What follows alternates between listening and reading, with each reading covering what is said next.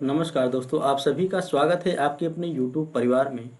दोस्तों, हम सामाजिक विज्ञान में पढ़ रहे हैं एनसीईआरटी को क्लास सेवन की। दोस्तों, आज हम चैप्टर नंबर 6 पढ़ेंगे। दोस्तों, अगर आप चैनल पर नए हैं तो पहले चैनल को सब्सक्राइब कर दें और बेल आइकन को प्रेस कर लें, जिससे कि हमारे आने वाली सभी वीडियो का नोटिफिकेशन आपको मिलता रहे।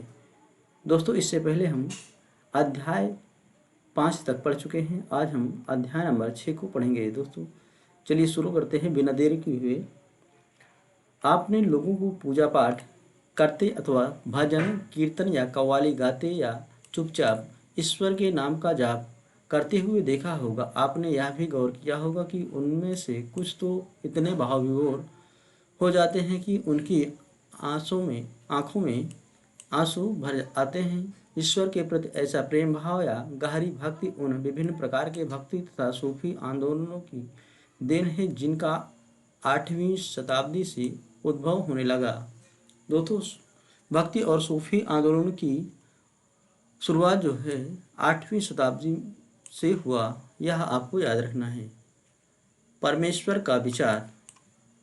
दोस्तों, बड़े बड़े राज्यों के उदय होने से पहले भिन्न भिन्न समूहों के लोग अपने अपने देवी देवताओं की पूजा किया करते थे। जब लोग नगरों के विकास और व्यापार तथा साम्राज्यों के माध्यम से एक साथ आते गए, तब नए नए विचार विकसित होने लगे। यह बात व्यापक रूप से स्वीकार की जाने लगी कि सभी जीवधारी अच्छे तथा बुरे कर्म करते हुए जीवन मरण और पुनर्जीवन के अनंत चक्रों से गुजरते हैं। इसी प्रकार यह भी विचार गहरे बैठ गया था कि सभी व्यक्ति जन्म के समय भी एक बराबर नहीं होते हैं। यह मान्यता कि सामाजिक विशेषाधिकार किसी उच्च परिवार अथवा ऊंची जाति में पैदा होने के कारण मिलते हैं, कई पांडित्यपूर्ण ग्रंथों का विषय था।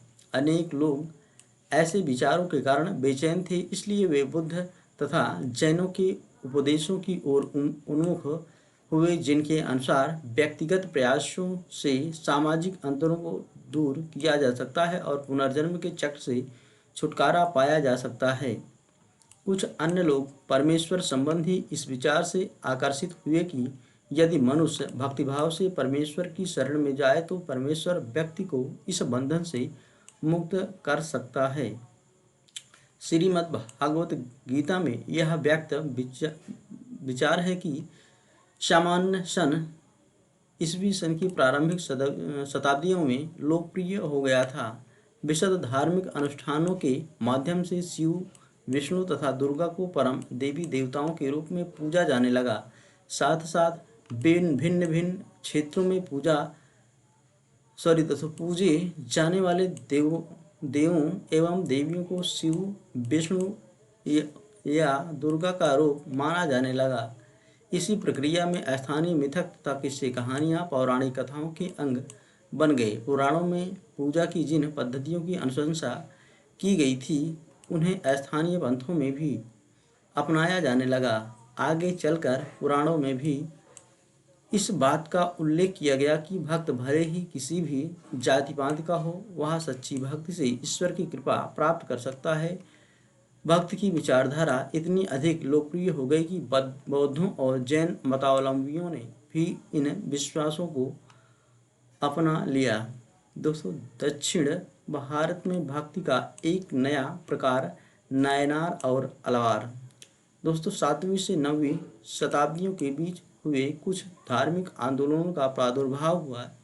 इन आंदोलनों का नेतृत्व नायनार शिव के भक्तों को कहा जाता था और अलवार वैष्णव के भक्तों को कहा जाता था। ये संत सभी जातियों के थे, जिनमें पुलैया और पनार जैसी अस्पृश्य समझी जाने वाली जातियों के लोग भी शामिल थे। वे बौद्धों और जैनों के कटुक आलोचक थे और शिव तथा विष्णु के प्रति सच्चे प्रेम को मुक्ति का मार्ग बताते थे। उन्होंने संगम साहित्य, तमिल साहित्य का प्राचीनतम उदाहरण और सामान्य सन यानी ईस्वी सन की प्रारंभिक शताब्दी में रचित में समाहित प्यार और शूरवीरता के आदर्शों को अपनाकर भक्ति के मूल्यों में उनका समावेश किया था। नायनार और अलवार घुमक्कड़ साधु संत थे।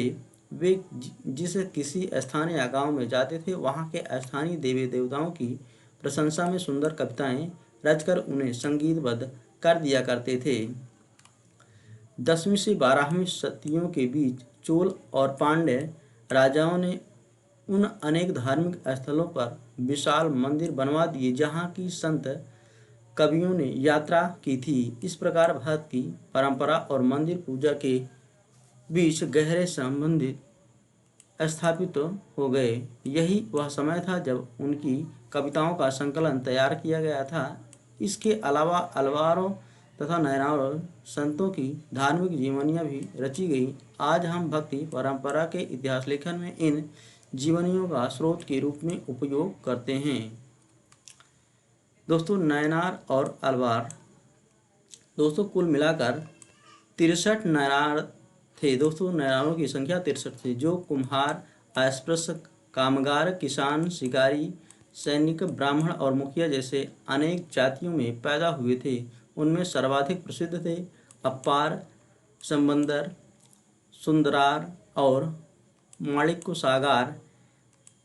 उनके गीतों के 2 संकलन हैं, तीवरम और त्रिवाचिकम। यह दोनों नैनारों के गीतों के 2 संकलन हैं। अलवार संतों की संख्या जो थी 12 थी। वे भी भिन्न भिन्न प्रकार की पृष्ठभूमि से आए थे। उनमें से सर्वाधिक प्रसिद्ध थे पेरिये अलवार, उनकी पुत्री अंडाल, तोंडार, डिपोडी अलवार और नम्मा अलवार। उनके गीत दिव्य प्रबंधम में संकलित हैं। दोस्तों, इतना आपको याद रखना है। दोस्तों, भक्ति की शुरुआत, दोस्तों इन्हीं दिनों देवी देवताओं की पूजा का चलन भी शुरू हुआ। बाद में हिंदू धर्म की यह प्रमुख पहचान बन गई। इनमें विष्णु, शिव और दुर्गा जैसे देवी देवता शामिल हैं। इन देवी देवताओं की पूजा भक्ति परंपरा के माध्यम से की जाती थी। भक्ति उस समय काफ़ी लोकप्रिय परंपरा बन गई। किसी देवी या देवता के प्रति श्रद्धा को ही भक्ति कहा जाता है। भक्ति का पथ सबके लिए खुला था, चाहे वह धनी हो या गरीब, ऊंची जात का हो या नीची जात का, स्त्री हो या पुरुष। भक्ति मार्ग की चर्चा दोस्तों हिंदुओं के पवित्र ग्रंथ भगवत गीता में की गई है। दोस्तों, यह पॉइंट आपको याद रखना है कि भक्ति मार्ग की चर्चा जो है हिंदुओं के पवित्र ग्रंथ भगवत गीता में की गई है। दोस्तों, अब आज के लिए इतना ही। मिलते हैं नेक्स्ट वीडियो में। Thank you so much.